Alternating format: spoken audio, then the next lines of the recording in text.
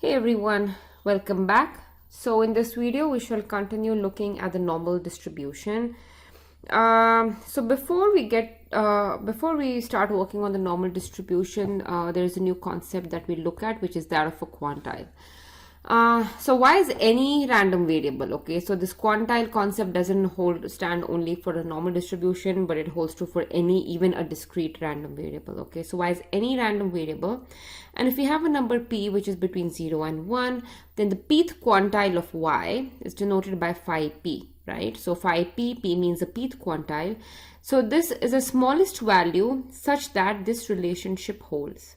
Okay, so phi p is such that probability that y less than equal to phi p, which is the same as f of phi p. So remember, this f is a CDF of y. So this f of phi p is greater than equal to p, right? So phi p is the smallest number such that f of phi p is greater than equal to p. If y is continuous, we can replace this greater than equal to with an equal to sign. Okay, so this is true. For a continuous variable, you can, instead of greater than equal to, you can use the equal to sign. Okay, so if we have p is 5, that is phi of 0.5 is also called as the median, right? So basically median is such that probability y, suppose I called median as m, right? Probability that y is less than equal to m is going to be half, right? So this is the midpoint of your distribution, right? So half of the distribution is to the left hand side of m, right? So phi 0.5 is the median. And for normal distribution, the median happens to be the mu, or the expected value, right? So if you remember, normal distribution looks like this. This peak is around the mu. This mu is the same as expected value. And if I look at area to the left hand side, right? So this area under the curve is the probability. So y less than equal to m, that is area to the left of mu, is equal to half.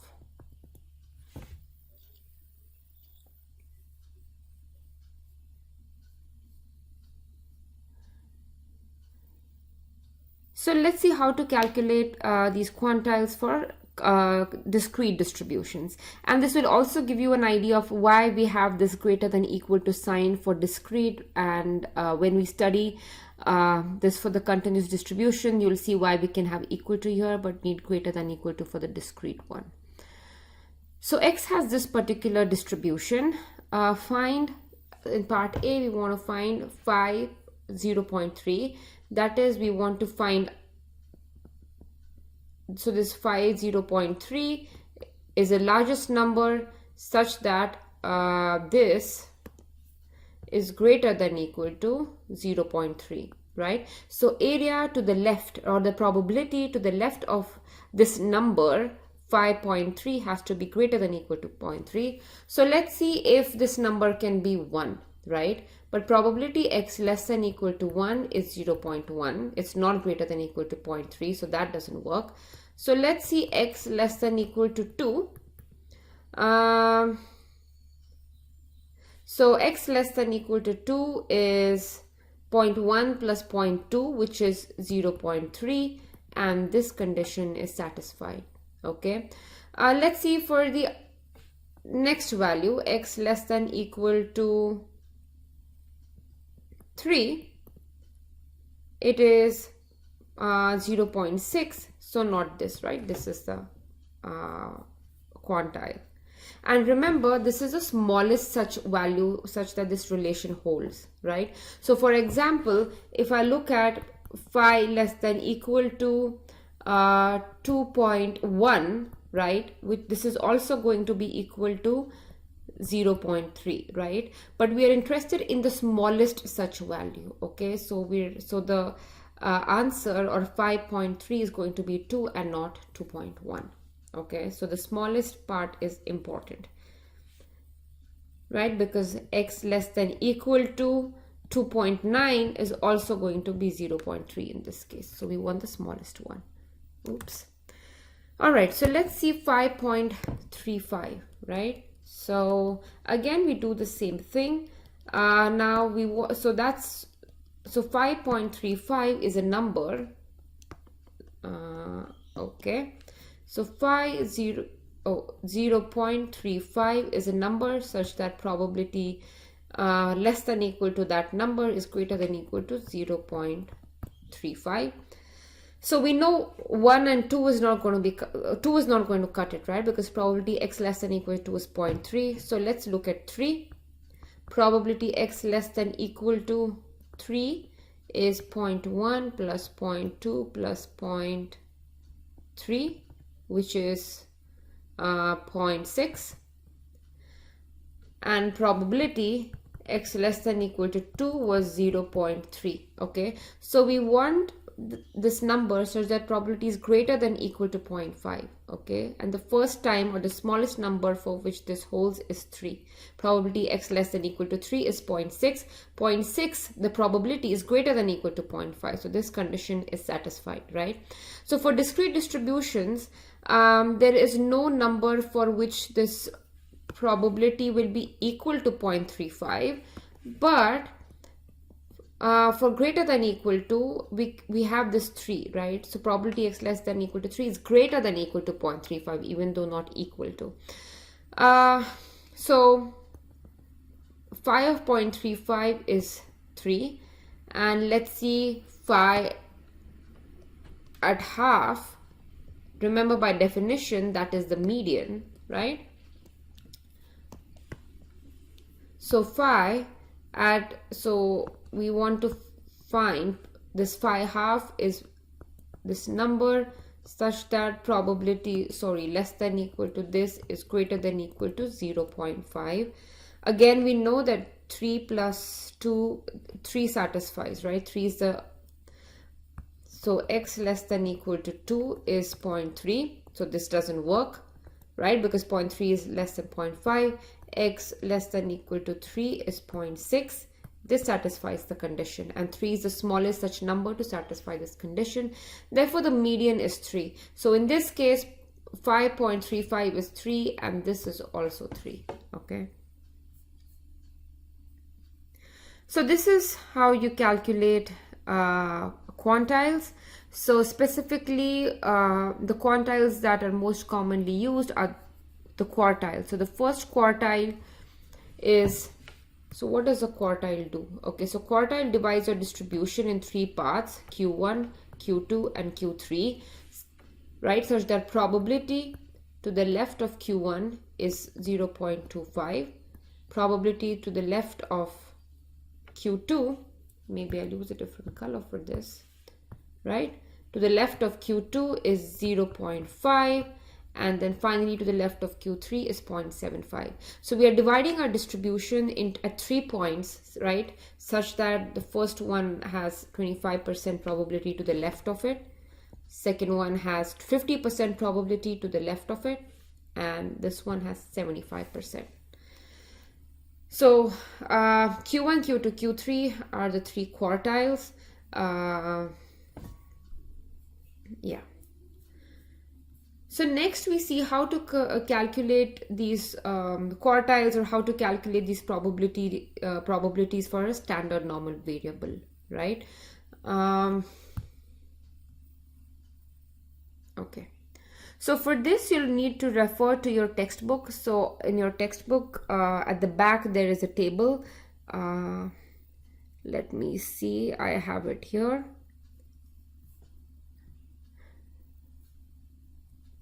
Okay, so mine is on page 848, but the main thing is that it says normal curve area, standard normal probability, right hand tail. Okay, so how we'll be using this in this course to calculate our probabilities for normal distribution. In real life, you will probably use some software, okay, but in this course, because I'm not assuming we're not using R or any software here, we'll use this table. Okay, so how do we read this table? So you see this. So first of all, the probabilities given here are only for a standard normal distribution. Okay, so your mean has to be 0 and standard deviation is 1. For any other distribution, you cannot read this table. Okay, so this is only for a standard normal distribution. So let's see. So this z, so on this in this column here, z is the value of the random variable.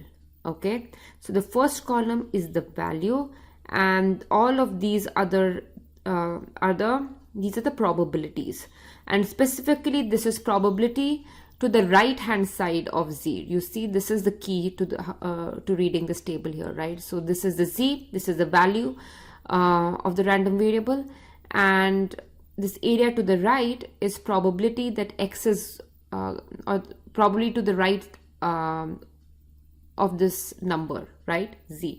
So this is basically probability that x is greater than equal to z, right? That's the area here, and these probabilities are given here.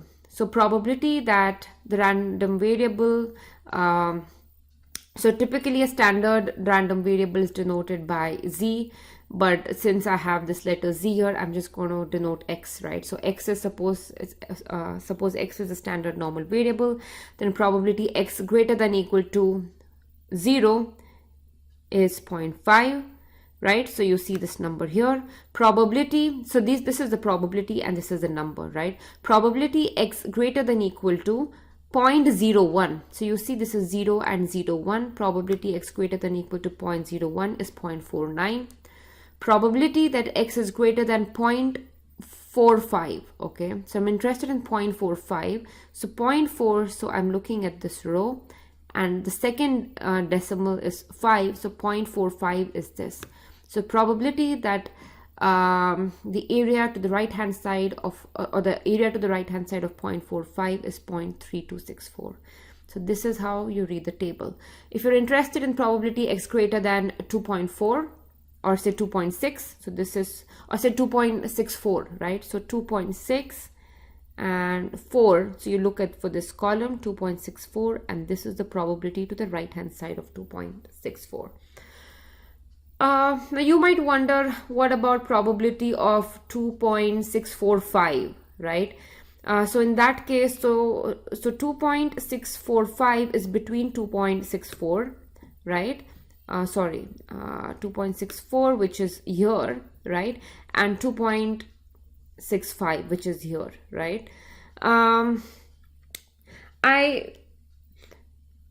won't ask intermediate numbers, okay, because in real life you just can use softwares, but you can take average of these two numbers. So we'll see an example of how you deal with middle values. So let's see. So we want to find probability. So z is a standard normal variable. So z greater than equal to 2, right? So 2, and so remember the key. The key is important. Maybe in some table, areas to the left hand side are given. Okay, so you have to read the key properly. So here we have areas to the right hand side. So z greater than equal to 2 is 0.0288, right? This number. So 2.00 corresponding to 00 column, and this is it. How about probability x less than equal to -2? So now you need to know some properties, and you need to understand the nature of a normal distribution, right? So remember that normal distribution is, oh, this is a terrible graph. Okay, this is the normal distribution. Remember that the peak is about the mean, and the mean is 0 in this case. So the standard normal distribution is symmetric about 0. And I want to find probability that x is less than equal to -2. So remember, less than equal to -2 is the same as strictly less than 2, because probability that x equals to -2 is 0, right? So doesn't matter whether it's less than equal to or equal to, it's the same thing. So now, how do I find this, right? So if you look at the table, you have all these positive numbers and area to the right hand side. So now you use the symmetric property of this normal distribution. So because it's symmetric, probability that z is less than -2 is the same as probability that z is greater than 2. Okay, so this area is this on the left hand side is the same as this area on the right hand side. And now this you can find from the table, right? This is probability z greater than equal to 2, and we've already found that this 0.0288. So this is done. So next we want to find probability z less than equal to 2 now. So remember, for minus 2 we use the symmetric property. So let's see how do we find the next one. So now it's always helpful to draw a graph here. So this is 0. We want to, so 2 is somewhere here and we want to find this probability, right? But we know that area under the whole curve is just this, right? Minus infinity to infinity, the density of the normal distribution. And we know that this integrates to 1. So area under the whole density curve is 1. So, so probability that x is less than equal to 2, z is less than equal to 2 is 1 minus probability z greater than equal to 2. So basically, this is z greater than equal to 2 is this blue probability. And this we already know, right? Z greater than equal to 2 we know. So 1 minus 0.0228. So what we did here is we wanted to find probability z less than equal to 2, but we rewrote this term in terms of z greater than 2, okay? And why? Because that is what the key provides us, right? Key tells us this value. It's not able to give us this value. So this is done. So next we want to find probability that z is between minus 2 and 2. So let's see. Again, we use what we know about a normal distribution, right? It's symmetric. This is 0, this is minus 2, and this is 2. And we want to find this probability, right? So we know that this area under this whole curve is 1, right? And we also know that probability that to the left of minus 2 and to the right of minus 2, these blue areas, these are the same, right? We know that,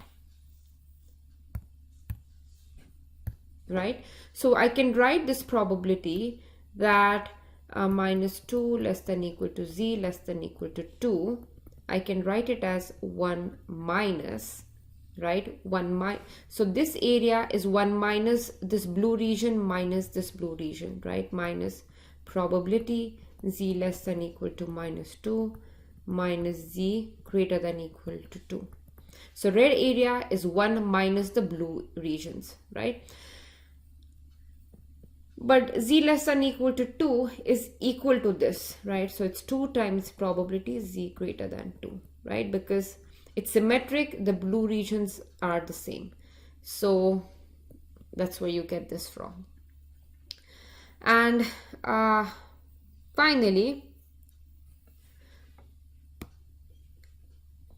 we need to calculate probability that z lies between 0 and 1.73. So let's see how to do that. So again, it's useful to draw. So 0 and 1.73. So we need to find this black region, right? So what we are going to do now, so the table, right? I need to somehow calculate the area of the black region, and the table here tells me how to find areas to the left of, to the right of numbers, right? So what I can do is, this black area is, so I can calculate area to the left of 0, that's the entire blue area, and then I can calculate area to the right of 1.73, which is the green area. So black area is basically blue area minus the green area, right? So let me just write this. So this probability is equal to probability z greater than equal to 0, which is the blue area, minus probability z greater than equal to 1.73. and both these numbers now can be obtained from the table. So z greater than equal to 0, this is 0 and it's 0.5, minus z greater than equal to 1.73, so let's see, 1.7 and 3, this column, that's 0.0418. So this is the answer.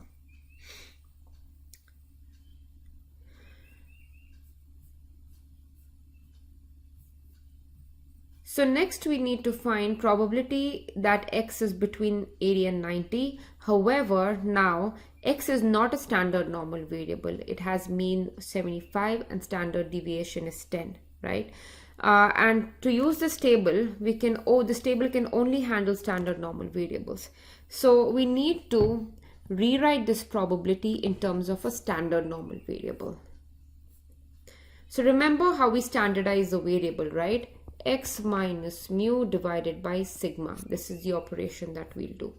So probability, this is what we want to find out.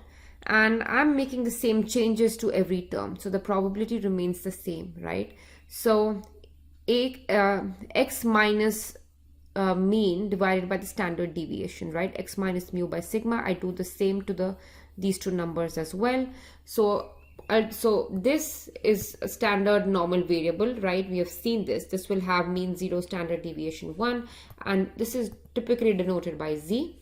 So now z, so this probability is the same as finding probability that z is between 0.5 and 1.5.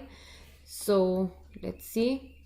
This is 0, this is 0.5, this is 1.5, and we need to find this.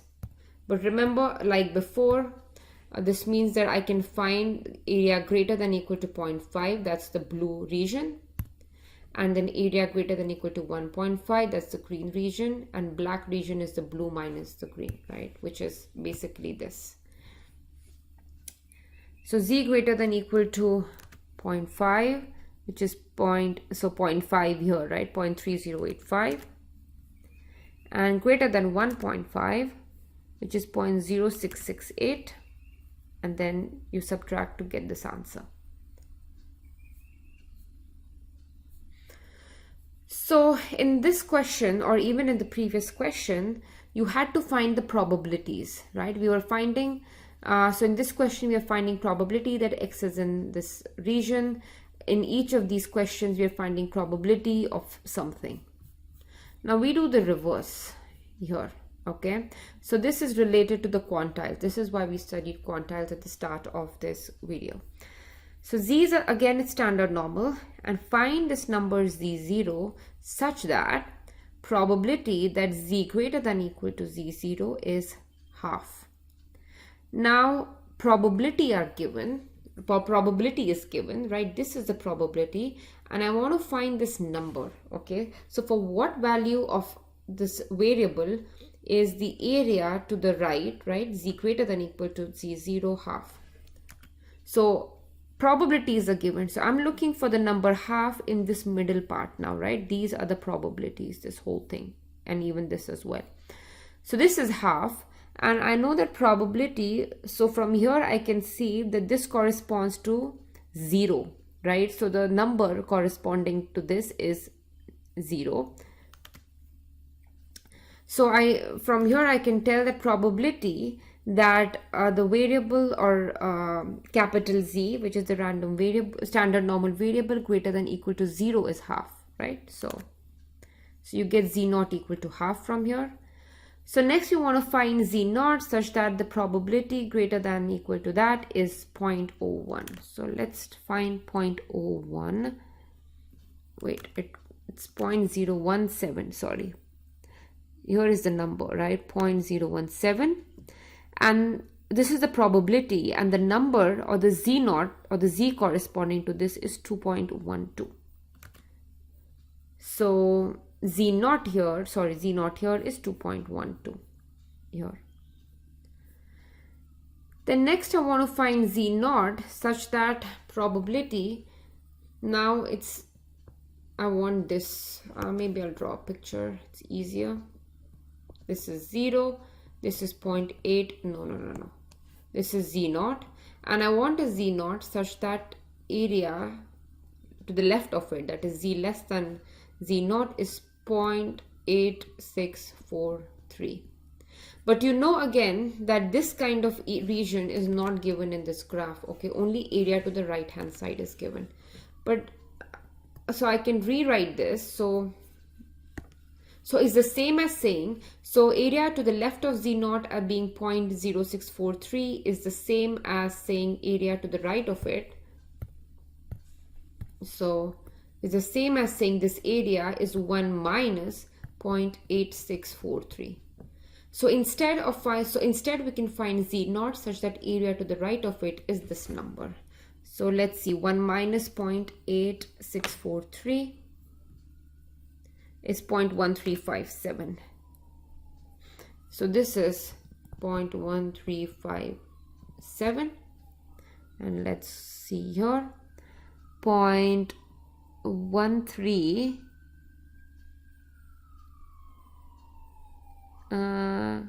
oh, not here. 0.1357. This corresponds to 1.1, right? So Z0 is 1.1. And next, in part D, we want to find Z0 such that probability, let's see, let's draw the picture. This is 0 and Z0. So absolute value of Z less than equal to Z0 is the same as this, right? So we want Z0 such that this area in blue is equal to 0.9. Okay. So we want this area to be 0.9, which is the same. So if this area is 0.9, that means the sum of these two red areas is 0.1, right? Because the sum of the whole curve is 1. So if this is 0.9, the sum of the red regions, right, together, the total of red regions is 0.1. But I know that these two regions are the same area, right? So this probability that z less than equal to minus z0 is the same as probability z greater than equal to z0. So the two regions have the same areas.